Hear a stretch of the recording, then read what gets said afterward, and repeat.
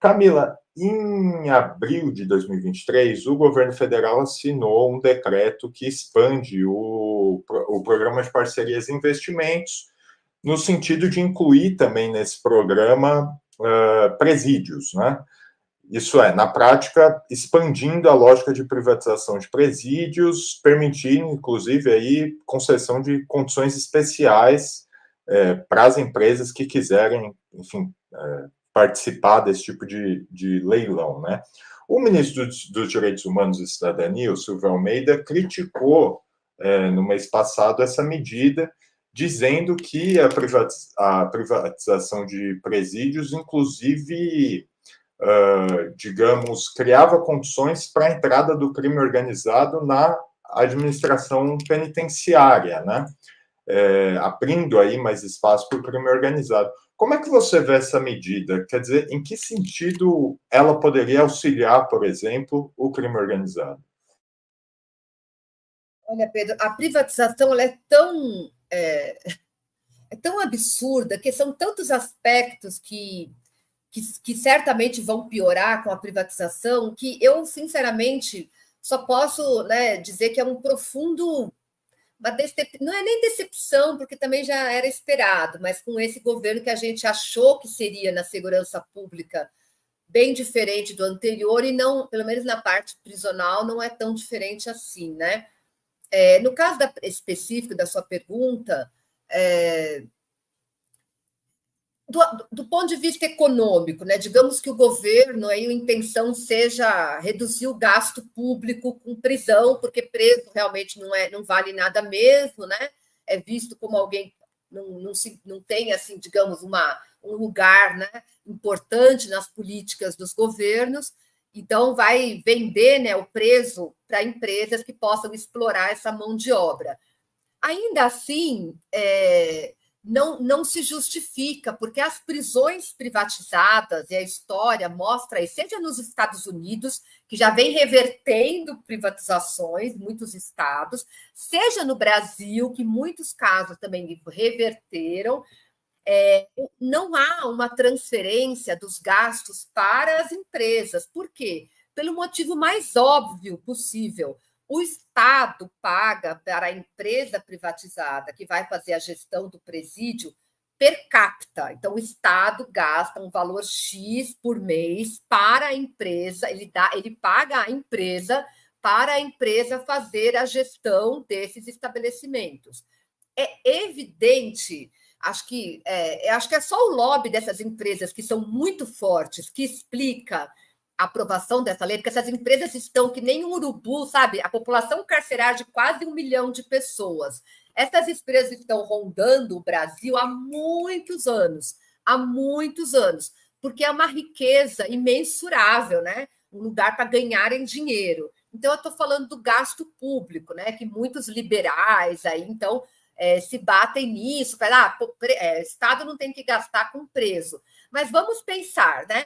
Se é o Estado, através do judiciário, que impõe uma pena privativa de liberdade, é evidente que quem tem que gastar, quem tem que bancar esse custo é o Estado, né? Esse ônus é do Estado.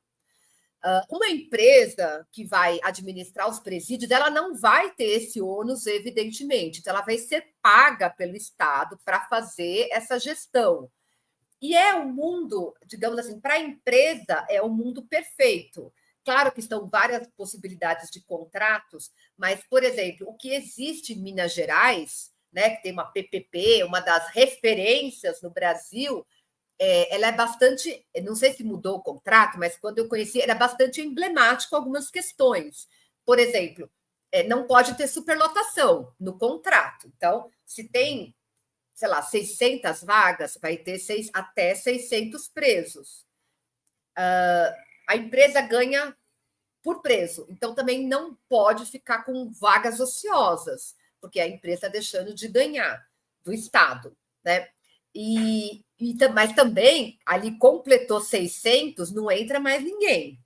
Veja, se assim fosse, os presídios do Estado seriam muito melhores de si. Não ia dizer uma maravilha, né? O que prisão nunca é. Mas certamente, para quem administra, seria um paraíso, porque nos presídios estaduais a gente vê, por exemplo, quando eu visitava aqui em São Paulo, o presídio CDPs, né, Centro de Detenção Provisória, tinha celas que cabiam 12, e eu cheguei a ver 50 numa cela cuja capacidade eram 12 presos.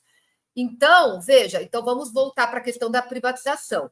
Além disso, a empresa que recebe do Estado por preso para fazer aquilo que o Estado faz nos presídios estaduais, o valor é muito maior do que o Estado gasta nos presídios estaduais.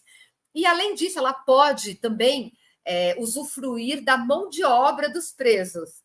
Então, no caso de Minas Gerais, a empresa tinha um outro galpão industrial que produzia, se não me engano, refeições, né, marmitex, não só para o próprio presídio, mas vendia, né, para fora. E aí, então, contratava o preso. Obviamente que essa contratação ela é sempre um valor assim que é abaixo do mercado, porque para que você vai contratar um preso, né, com os mesmos direitos que tem alguém aqui fora? Então, você contrata um valor para poder explorar essa mão de obra. Então, além disso, eles ganham também da exploração do trabalho do preso.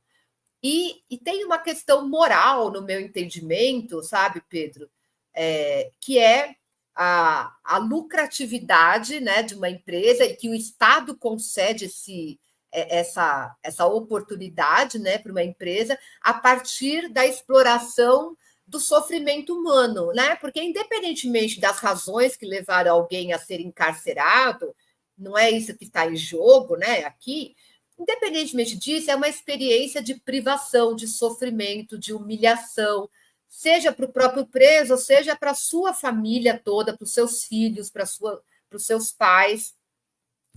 Então, né, entregar a mão de obra, entregar a população carcerária para ser, né, explorada por empresas privadas, acho que tem ali é também derivado de um determinado posicionamento político, ético e moral.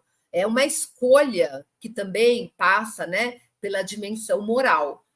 E, como eu disse, então, eu não vejo... E aí também concordo que a privatização ela também tem essa outra dimensão de ser mais fragilizada em termos dos controles do Estado sobre a população carcerária e deixar mais vulnerável a infiltração das organizações criminais. Né? Então, por quê? Não que o primeiro, que a privatização não garante nada em termos de melhoria, em termos da gestão prisional, né? Porque nas empresas privadas você tem menos controles, o Estado não vai saber quem que a empresa está contratando para ir, por exemplo, cozinhar, para ir levar comida para o presídio, ou seja, nos contatos que vai estabelecer necessariamente com o sistema prisional. Não há uma garantia, não há um controle. É claro que há problemas dentro do Estado, mas o Estado, quando ele está tratando da sua própria gestão, ele tem mais mecanismos para exercer esse controle, né, das pessoas que vão ter acesso ali ao universo, ao interior do espaço prisional, do que uma empresa privada. Né? Então, eu vejo que em nenhum aspecto a privatização ela se justifica,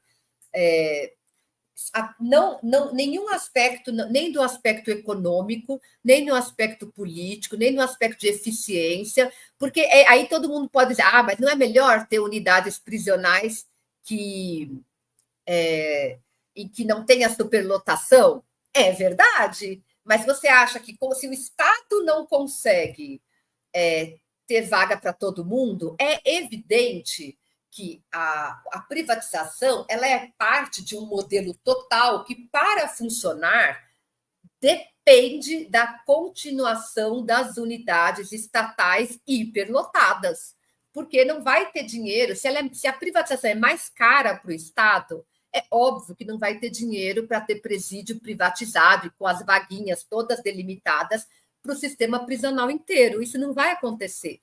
Então, mais uma vez, ela não vai resolver o problema de vagas, porque o Estado não vai ter como pagar para a empresa, no caso de São Paulo, tem 230 mil presos, por exemplo, né? Enfim, o Estado não vai ter dinheiro para isso. Então, a privatização vai ser ilhas de suposta eficiência que depende para existir de um sistema inteirinho ainda mais deteriorado, ainda mais superlotado, ainda mais propício, né, às violações de direito, às opressões sobre a população carcerária, que são os problemas já existentes atualmente. Então, a privatização ela é um flagelo que são muitas decepções com o atual governo. Essa é uma delas. E é só para finalizar minha resposta, Pedro, que eu queria lembrar que o massacre ocorrido na penitenciária a de Manaus, né, o COMPAGE, o Complexo Penitenciário Anísio Jobim, em Manaus, que ocorreu dia 1º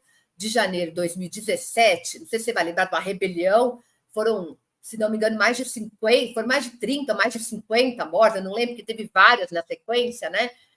Em Manaus, era privatizada, terceirizada a mão de obra por uma empresa, né, chamada Humanizare, ironicamente, e tem uma série de investigações que envolvem as relações dessa empresa com o governo do Amazonas, inclusive há investigações dessa rebelião que apontam para o suposto favorecimento para a entrada de armas e que, portanto, resultou num massacre de dezenas de presos. Então, era privatizada.